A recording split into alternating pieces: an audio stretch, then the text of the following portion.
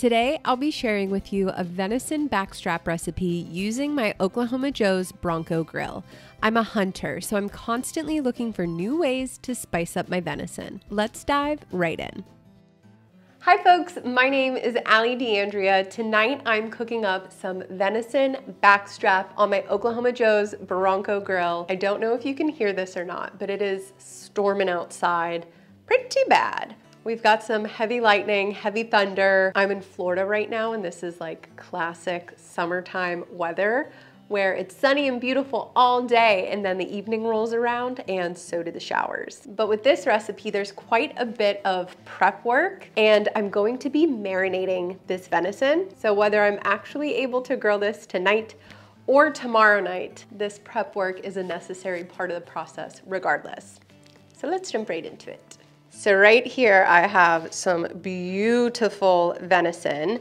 This has been vacuum sealed and been in my freezer for about 6 months. My favorite way to thaw venison is to take it directly from the freezer, throw it in the refrigerator overnight to allow the temperature to slowly come up from freezing to the temperature in your fridge.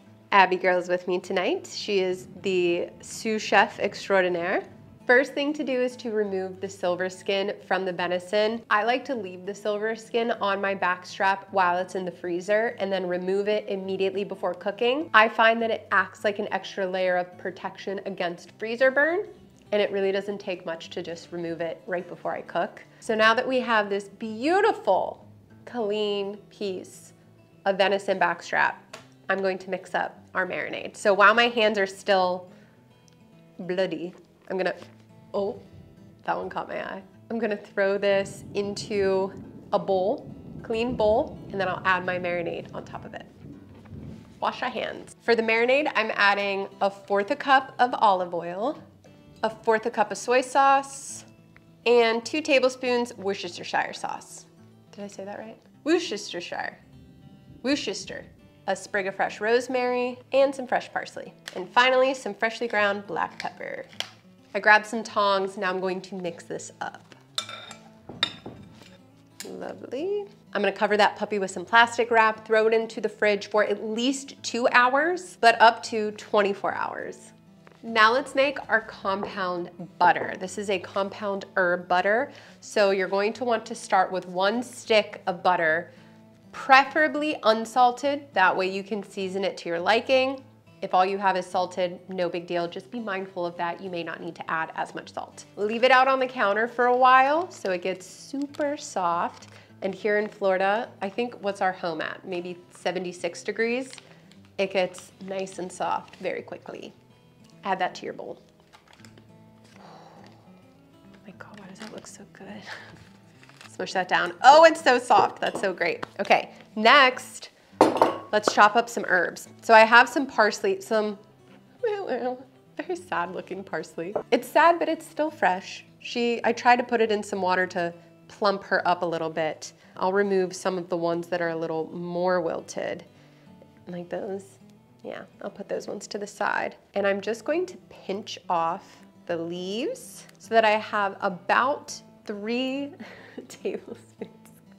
So that I have about 3 tablespoons of chopped fresh parsley to add to my herb compound butter. Now, rosemary is a very, very strong herb, especially when it's fresh.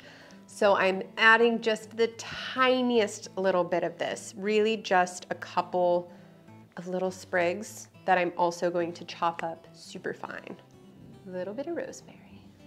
Next, we're taking the juice from half of a lemon, and I'm going to put the other half of this in my water immediately. I'm taking 1 clove of garlic, smashing it.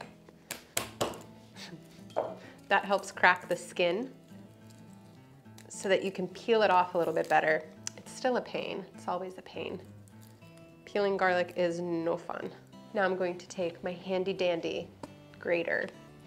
If you have watched any of the other episodes of Source to Smoke, you will know I love this tool. I use this tool.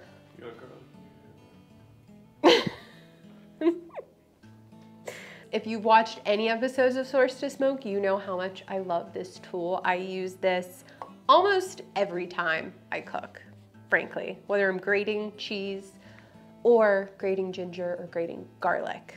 It's my favorite. So I use the fine side, fresh piece of garlic, and I'm just going to grate this down into a paste. It's so easy to do, and it's going to make the flavor of the garlic explode.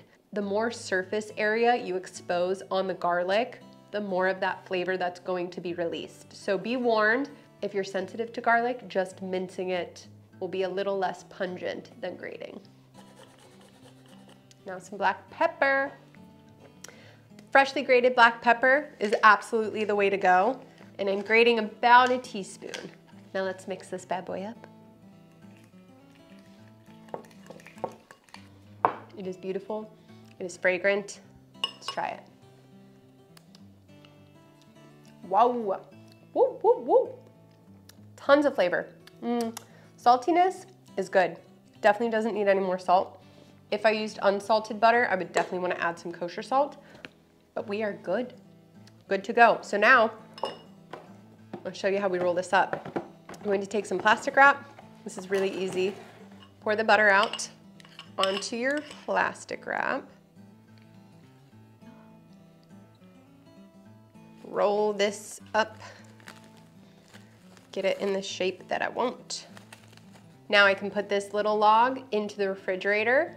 The butter will re-solidify, and then I can chop little circles of our beautiful, compound, flavorful butter. All right. It is the next day. It ended up raining and storming all night. Could not get the grill out, would not have been safe. But today, it's looking like we're in the clear. So our venison has been marinating overnight. Let's take a look at how she looks. There she is. And we also have our compound butter all solidified. I'll let that sit out on the table while I heat up this grill.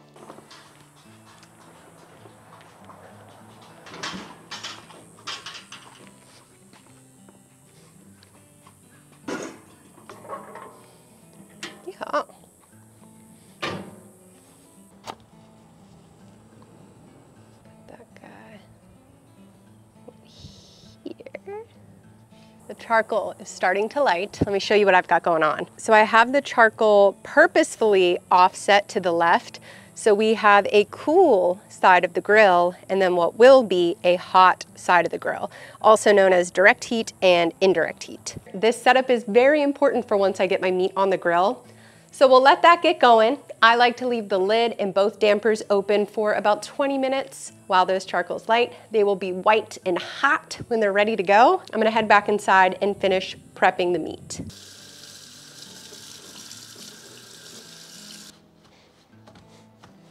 Okay, she's hot. Let's open her up. Whew. I'm going to sear the steak on this left side of the grill, that direct heat side. After I get a sear on both sides, I'll move it over to the indirect heat side and I'll monitor that internal temperature. I'm aiming for somewhere around 125, 130 internal temperature before I pull it off the grill and allow it to rest.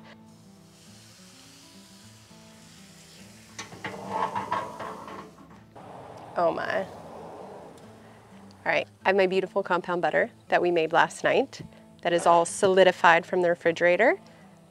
I'm gonna unroll this and just cut a couple slices and place it right on top of our venison.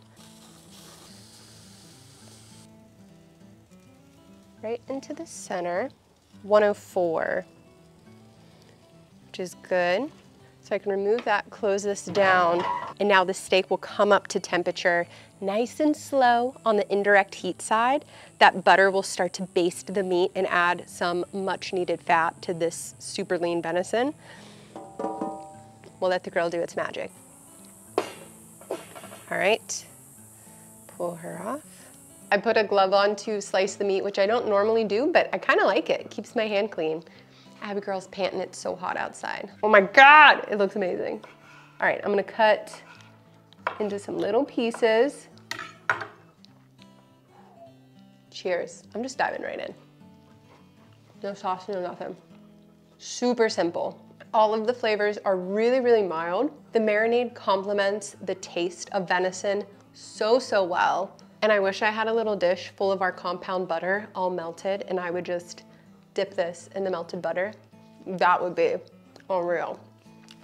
Such a simple, beautiful preparation. It's time for our girl to have some. Okay, girl. Okay, I was gone in 0.5 seconds. I'm gonna finish chowing down. Thank you so much for watching. For more episodes of Source to Smoke, you can check out Oklahoma Joe's YouTube channel. I'll see you guys in the next one.